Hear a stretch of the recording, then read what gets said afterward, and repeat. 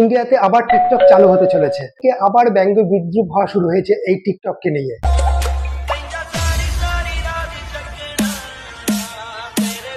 তবে আজ একজন টিকটক স্টার সম্বন্ধে বলবো, ভিডিওটা লাস্ট পর্যন্ত দেখো আর শেয়ার করে দাও। মুম্বাইয়ের ছোট জায়গা থেকে বেরিয়ে আসে ছেলেটা এবং তার স্টাইল, স্বর্গ আর পজিটিভিটি দিয়ে সকলের মন জয় করে নেয়। দানিশ জাহেন শুধু নাম নয়, একটা পুরো ভাইবস তৈরি হয়ে গিয়েছিল সেই সময়। ছোট মোবাইলে ভিডিও বানাতো এবং তার লাইফ স্পার্কিং শেয়ার করতো সকলের সাথে, এবং ধীরে ধীরে হয়ে যায় ইউথ আইকন।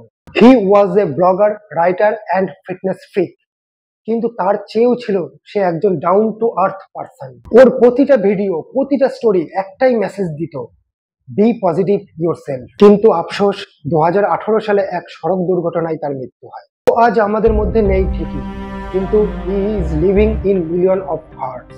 ওর হাসি, ওর স্টাইল এবং পজিটিভ এনার্জি আজও আমাদের ইন্সপায়ার্ড করে। দানিশ ভাইয়ের জীবন থেকে একটা দারুণ শিক্ষা মেলে, জীবনের কোনো ভরসা নেই, তাই যতদিন বাঁচো নিজের জন্য বাঁচো, সত্যের পথে থাকো এবং অপরের জন্য ইন্সপিরেশন হও। আজকের দিনে দাঁড়িয়ে যে কেউ ব্লগার, রাইটার, কন্টেন্ট ক্রিয়েটর, যে সময় মানুষ এগুলো ভাবতেও পারেনি, দানিশ ভাই সেগুলো করে দেখিয়েছিল। আমার মতো আপনিও যদি দানিশ ভাইয়ের ট্রু ফ্যান হয়ে থাকেন, তাহলে কমেন্ট সেকশনে একটা লাভ রিয়াকশন